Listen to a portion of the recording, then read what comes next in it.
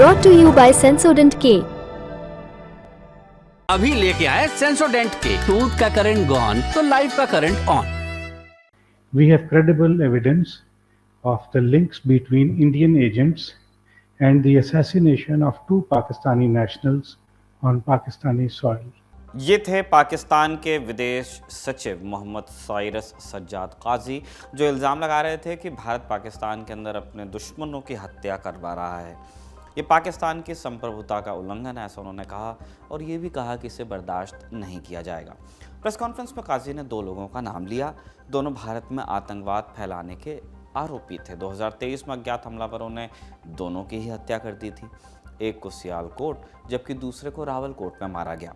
तो आज हम जानेंगे कि दोनों हत्याओं की पूरी कहानी क्या है और भारत ने पाकिस्तान के इल्ज़ामों पर जवाब क्या दिया है। नमस्ते, मैं हूं निखिल और आप देखना शुरू कर चुके हैं दी ललन टॉप का इंटरनेशनल प्रसंगों से जुड़ा रोजाना का कार्यक्रम दुनियादारी में आज हम बात करेंगे पाकिस्तान में हुई कुछ हत्याओं की। On 11 October 2023, Mr. Shahid Latif was assassinated outside a mosque in the city of Sialkot. A detailed investigation revealed that an Indian agent, Yogesh Kumar, based in a third country, orchestrated the assassination. Pakistan ने पहला नाम लिया शाहिद लतीफ़ का। ये कैसे मरा? तारीख थी 11 अक्टूबर 2023। सुबह का वक्त था। पाकिस्तान के सियालकोट की नूरिया मदीना मस्जिद में फजर की नमाज हो रही थी। वहाँ एक शख्स अपने अंगरक्षकों के साथ पहुँचा। नमाज के बीच में ही 6 और लोग चौक पे पहुँच गए। आस पड़ोस के लोगों ने इन्हें पहले कभी देखा नहीं था। उनमें से 3 मस्जिद के अंदर चले गए। पाकिस्तानी अखबार डॉन को एक प्रत्यक्षदर्शी ने बताया कि जैसे ही नमाज खत्म हुई, गोलियां चलने की आवाज़ आने लगी। जब शोर रुका, 3 लोग ज़मीन पर लेट चुके थे। एक की मौके पर ही मौत हो गई। वो मौलाना शाहिद लतीफ़ था। अब लतीफ़ कौन था? प्रतिबंधित आतंकवादी संगठन जैश ए मोहम्मद का सदस्य।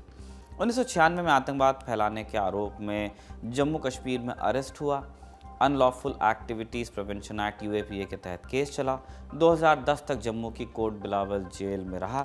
सज़ा पूरी होने के बाद उसे वाघा बॉर्डर के रास्ते पाकिस्तान डिपोर्ट कर दिया गया। हालांकि उसी बरस भारत ने उसे वांटेड टेररिस्ट के लिस्ट में डाल दिया था। लतीफ़ के साथियों ने 1999 में भी उसे छुड़ाने की कोशिश की थी।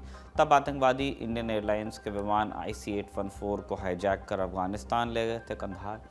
यात्रियों को छोड़ने के एवज में भारत की जेल में बंद आतंकवादियों की रिहाई मांगी गई थी। लिस्ट में तब लतीफ़ का भी नाम था, मगर भारत ने उसके नाम पर इनकार कर दिया था। 2010 में जेल से छूटने के बाद लतीफ़ पाकिस्तान में रहा। वहाँ जैश ए मोहम्मद का मेंबर बना। भारत के खिलाफ आतंकी हमलों की साजिश रची उसने। और फिर आया 2016 का साल। 4 आतंकवादियों ने पठानकोट में भारतीय वायुसेना के बेस में घुसपैठ की। 4 को मार गिराया गया। हालांकि ऑपरेशन के दौरान भारत के 7 सुरक्षा अधिकारियों और 1 नागरिक की भी जान चली गई। लतीफ़ इस हमले के मास्टरमाइंड्स में से एक था। अक्टूबर 2023 में अज्ञात लोगों ने उसकी हत्या कर दी। उस वक्त कहा गया कि ये टारगेटेड किलिंग है और इसके पीछे भारत का हाथ हो सकता है। अब पाकिस्तान ने क्या कहानी बताई? पाकिस्तान ने यह दावा किया है कि लतीफ़ की हत्या में योगेश कुमार नाम के किसी भारतीय एजेंट का हाथ था और उसके पास ये साबित करने के लिए सबूत हैं। दावे के मुताबिक योगेश कुमार ने किसी तीसरे देश, कौन सा देश वो पाकिस्तान ने बताया नहीं, वहाँ मोहम्मद उमैर से दोस्ती की। ये मोहम्मद उमैर जो है वो पाकिस्तानी था, तीसरे देश में मजदूरी करता था। वो पाकिस्तान में क्रिमिनल गैंग्स को जानता था। योगेश ने उमैर के ज़रिए एक ग्रुप को लतीफ़ की सुपारी दी। हालांकि ये नाकाम रहे। फिर उमैर ख़ुद पाकिस्तान आया और उसने पाकिस्तान में 5 हत्यारों की एक टीम बनाई। उन्होंने पहली बार 9 अक्टूबर को लतीफ़ को मारने की कोशिश की, मगर बात तब बनी नहीं। 11 अक्टूबर को दूसरी कोशिश में वो सफल रहे। अगले ही दिन पुलिस और जांच एजेंसियों ने आरोपियों को गिरफ्तार कर लिया, उमैर को भी। वो पाकिस्तान छोड़कर भागने के फिराक में था। सबके ऊपर अभी केस चल रहा है। पाकिस्तान ने कहा कि हमारे पास पैसे के लेन देन का भी सबूत है और इसका अंतिम सिरा जाकर योगेश कुमार से मिलता है। ये तो हुई शाहिद लतीफ़ की कहानी। अब दूसरा कौन है, आप खुद सुनिए। On 7 September 2023, Muhammad Abdullah Ali succeeded in killing Muhammad Riaz on 8 September 2023. Mohammad रियाज के साथ क्या हुआ था? पाकिस्तान के कब्जे वाले कश्मीर यानी POK में एक कस्बा पड़ता है रावलकोट। 8 सितंबर 2023 को रियाज वहां की अल कुद्स मस्जिद में फजर की नमाज पढ़ रहा था, तभी पीछे से गोलीबारी हुई और रियाज वहीं मारा गया। 9 सितंबर 2023 को डॉन में छपी रिपोर्ट के मुताबिक रियाज दूसरी कतार में बैठा था। एक शख्स हेलमेट पहने अंदर आया और गोली मारकर निकल गया। उसका साथी दरवाजे पर इंतजार कर रहा था। दोनों मौके से इसके बाद फरार हो गए। मोहम्मद रियाज कौन था? उसका एक नाम अबू कासिम कश्मीरी भी था। जम्मू कश्मीर के पुंछ में पैदा हुआ। 1999 में पीओके चला गया और वहां से भारत में आतंकवादी हमलों की साजिश रचता है। रियाज लश्कर तैयबा और जमात उद दावा के साथ भी काम कर रहा था। भारत ने उसको मोस्ट वांटेड टेररिस्ट्स की लिस्ट में डाल रखा था। 8 सितंबर 2023 को अज्ञात हमलावरों ने पॉइंट ब्लैंक रेंज से गोली मारकर उसकी हत्या कर दी। रियाज की हत्या में भारत की खुफिया एजेंसी RNAW का नाम लिया गया था, हालांकि तब आधिकारिक पुष्टि नहीं हुई थी। अब पाकिस्तान ने क्या कहा है? पाकिस्तान ने दावा किया है कि योगेश कुमार और अशोक कुमार आनंद नाम के 2 भारतीय एजेंट्स ने मोहम्मद अब्दुल्ला अली को रिक्रूट किया टेलीग्राम के जरिए। अली पाकिस्तानी नागरिक है। योगेश और अशोक ने किसी और देश, इसका भी नाम पाकिस्तान ने बताया नहीं है, उसमें दोस्ती की, अपने साथ मिलाया और रियाज की हत्या के लिए तैयार किया। इसमें एक और बिचौलिया शामिल है और उसके ज़रिए अली को हथियार और पैसे दिए गए। 7 सितंबर को उसने पहली बार कोशिश की मगर फेल रहा। 8 सितंबर को दूसरा अटेम्प्ट सफल हुआ। पाकिस्तान ने कहा कि जांच एजेंसियों ने उसके साथियों को अलग अलग शहरों से गिरफ्तार कर लिया। 15 सितंबर को अली भी कराची एयरपोर्ट पर पकड़ लिया गया। उसके ऊपर भी केस चलाया जा रहा है। पाकिस्तान ने और क्या क्या बताया? कहा, हमारे पास पैसों के लेन देन और फॉरेंसिक सबूत हैं जिसमें दोनों एजेंट्स की संलिप्तता का पता चलता है। अशोक कुमार और योगेश कुमार की पासपोर्ट डिटेल्स रिलीज़ की जा रही हैं। अब ये जो तीसरे देश हैं उन्हें भी घटना की जानकारी दी गई है। पाकिस्तान ने ये भी कहा कि ऐसे मामले सिर्फ शाहिद लतीफ़ और मोहम्मद रियाज तक ही सीमित नहीं हैं। इसी तरह की और भी घटनाओं की जांच चल रही है। सामने समय आने पर आगे की जानकारी दी जाएगी। पाकिस्तान ने अपने आरोपों के संदर्भ में अमेरिका और कनाडा का भी नाम लिया। कनाडा ने खालिस्तानी आतंकवादी हरदीप सिंह निज्जर की हत्या का इल्ज़ाम भारत पर लगाया था, जिसके बाद दोनों देशों के राजनयिक संबंध बिगड़ गए थे।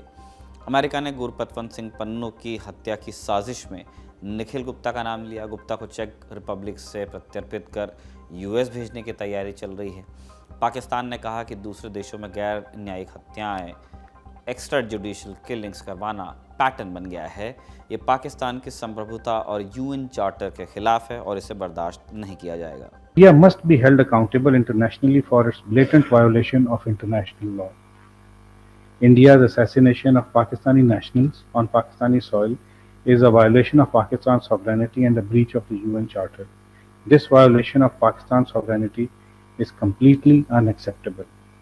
Pakistan remains committed to protecting its people and securing its own sovereignty. Protection of Pakistanis and any foreign national on Pakistani soil is a high priority for the government of Pakistan. India's reckless and irresponsible act calls into question India's reliability as a credible international partner and its claims for enhanced global responsibility. अब ये जान लेते हैं कि इस पर हिंदुस्तान ने क्या कहा है। भारत ने आरोपों को सिरे से खारिज किया है, जैसे कि उम्मीद की ही जा रही थी। विदेश मंत्रालय के प्रवक्ता रणधीर जायसवाल का बयान अंग्रेजी में है, उसका भावानुवाद हम बता दे रहे हैं आपको। हमने पाकिस्तान के विदेश सचिव के बयानों से जुड़ी मीडिया रिपोर्ट्स देखी हैं। ये पाकिस्तान के द्वारा भारत के खिलाफ झूठी और द्वेषपूर्ण प्रोपेगेंडा फैलाने की एक और कोशिश है। पूरी दुनिया जानती है कि पाकिस्तान लंबे समय से आतंकवाद, संगठित अपराध और अंतर्राष्ट्रीय स्तर पर अवैध गतिविधियों का अड्डा रहा है। भारत समेत कई देशों ने उसे आगाह किया है कि हिंसा और आतंक उसी को खा जाएंगे। पाकिस्तान जो बो रहा है वही काटना पड़ेगा।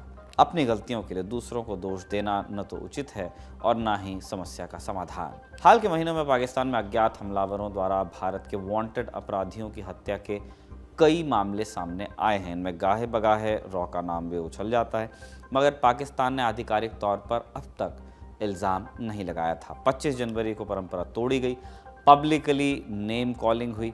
हालांकि इसके ज़रिए पाकिस्तान ने ये स्वीकार लिया है कि उसकी धरती पर आतंकवादी रह रहे हैं और उन्हें सरकार से संरक्षण भी मिला हुआ है। बाकायदा 2-2, 3-3 लेयर की सिक्योरिटी है। इस मामले में जो भी अपडेट्स होंगी उन्हें हम आप तक पहुंचाते रहेंगे। अगर आप कथित टारगेटेड किलिंग्स के बारे में विस्तार से जानना चाहते हैं तो हमारे डिफेंस शो रखवाले को भी देख सकते हैं, जिसमें हमने उससे डिस्कस किया है। एपिसोड का लिंक आपको डिस्क्रिप्शन में मिल जाएगा। बड़ी खबर सेगमेंट में आज बस इतना ही। अब बस सुर्खियों की बारी है। पहली सुर्खी घाना से है। ब्रिटेन ने घाना से चुराए गए मुकुट और दूसरे शाही सामानों को वापस लौटाने का फैसला किया है, मगर हमेशा के लिए नहीं। ये सामान लोन के तौर पर दिया जाएगा। क्या दिमाग है, चुरा के ले गए हैं और जहां से ले गए हैं उन्हीं को लोन में दे रहे हैं। तय अवधि के बाद वापस करना पड़ेगा इसे। घाना का सामान ब्रिटेन कैसे पहुंचा? दरअसल 1874 में ब्रिटिश आर्मी ने वेस्ट अफ्रीका के असांते किंगडम में लूटपाट मचाई थी। मैंने तो फिर भी चोरी कहा था। असांते उस दौर में अफ्रीका के सबसे धनी और सबसे शक्तिशाली साम्राज्यों में से था। अब ये घाना में पड़ता है। लूटने के बाद ब्रिटिश फौज ने नीलामी की। वहाँ से ये सामान लंदन के ब्रिटिश म्यूजियम और विक्टोरिया एंड एल्बर्ट म्यूजियम पहुँचे। तब से वहीं पर थे। ब्रिटेन और पश्चिमी देशों ने 16वीं से 20वीं सदी के अधिकतर वर्षों में अफ्रीका और एशिया में औपनिवेशिक शासन चलाया। वो इन देशों की कलाकृतियाँ उठाकर अपने यहाँ ले गए और उन पर अपना अधिकार जताने लगे। ब्रिटिश म्यूजियम को तो लूटे गए सामान को रखने के लिए ही बनाई गई इमारत कहा जाता है। ब्रिटेन के एक चर्चित कॉमेडियन रसल हावर्ड ने एक इंटरव्यू में कहा भी था कि the British Museum is great for seeing how excellent we were at stealing things. यानी ब्रिटिश म्यूजियम इस तथ्य का सबसे शानदार उदाहरण था कि हम कितने बढ़िया चोर थे कभी। हालांकि ये मामला ब्रिटेन तक ही सीमित नहीं है। हाल ही में फ्रांस, बेल्जियम, जर्मनी जैसे यूरोपियन देशों का भी नाम सामने आया।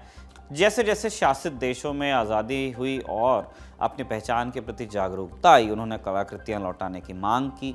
यूरोप के कुछ देशों ने इसकी शुरुआत भी की है, मगर ब्रिटेन का कानून स्थायी तौर पर कलाकृतियाँ लौटाने से रोकता है। यूरोप ने जो लूट मचाई उसके बारे में हमने दुनियादारी में विस्तार से बताया है, उसका भी डिस्क्रिप्शन में आपको लिंक मिल जाएगा। आज की दूसरी सुर्खी रूस से है। रूस की एक अदालत ने राष्ट्रपति व्लादिमीर पुतिन के आलोचक इगोर गिरकिन को जेल भेज दिया है। 4 बरस की सज़ा हुई है इन्हें। इरकिन ने यूक्रेन में रूस के कैंपेन की आलोचना की थी। कहा था रूसी सेना पूरे दमखम से नहीं लड़ पा रही है। पुतिन लोगों की आंखों में धूल झोंक रहे हैं, उन्हें किसी और को सत्ता सौंप देनी चाहिए। रूस में पुतिन के विरोधियों का जेल जाना वैसे कोई नई बात नहीं है, मगर इगोर का पुराना रिकॉर्ड जानने वाले इस सज़ा से हैरान हैं। इगोर गिरकिन एक समय रूस की खुफिया एजेंसी एफएसबी में काम करता था। 2014 में जब रूस समर्थित गुटों ने पूर्वी यूक्रेन पर कब्जा किया, गिरकिन ने वहां कमांडर के तौर पर काम किया। फिर जुलाई 2014 में पूर्वी यूक्रेन के ऊपर मलेशियन एयरलाइंस के विमान MH17 को उड़ा दिया गया। इसमें 298 लोगों की जान गई थी। इसका इल्ज़ाम भी गिरकिन पर लगा था। नवंबर 2022 में इंटरनेशनल क्रिमिनल कोर्ट ने उसे आजीवन कारावास की सज़ा सुनाई। वैसे वो अदालत की सुनवाई में हिस्सा लेने आया नहीं और बाद में बोला कि मैं ICC की अथॉरिटी को नहीं मानता। सज़ा मिलने के बाद भी वो रूस में बड़े आराम से रह रहा था, मगर पुतिन की आलोचना उस पर भारी पड़ गई। आज की तीसरी और अंतिम सुर्खी है इंटरनेशनल कोर्ट ऑफ जस्टिस से जुड़ी। ICJ में इजराइल के खिलाफ चल रहे नरसंहार के केस का फैसला आ गया है। साउथ अफ्रीका ने इजराइल पर गाज़ा में आम लोगों के नरसंहार का इल्ज़ाम लगाया था और ICJ से तत्काल संघर्ष विराम का आदेश देने की अपील की है। सुनवाई पूरी होने के बाद कोर्ट ने फैसला सुरक्षित रख लिया था। 26 जनवरी को जजेस ने आदेश पढ़ा। इस आदेश से जुड़ी अगर विस्तृत कवरेज आप देखना चाहते हैं तो बने रहिए द ललन टॉप के साथ। इतनी बात हम यहाँ ज़रूर बता सकते हैं कि यह फैसला अंतिम नहीं होगा और ना ही इजराइल इसे मानने के लिए बाध्य ही होगा। इसलिए ICJ के डिसीजन से गज़ा की जंग पर कोई त्वरित असर पड़ेगा, इसकी उम्मीद न के बराबर है। ICJ और इजराइल हमास वॉर के बारे में हम दुनियादारी में विस्तार से बार बार बात कर ही रहे हैं। आप डिस्क्रिप्शन में दिए लिंक्स पर क्लिक करके देख सकते हैं। आज का दुनियादारी अब यहीं पर समाप्त होता है। अब अगले हफ्ते मुलाकात होगी। इसी उम्मीद के साथ विदा लेते हैं। शुक्रिया, शुभ रात्रि और देश के 75वें गणतंत्र दिवस की आपको हार्दिक बधाइयाँ। जय हिंद।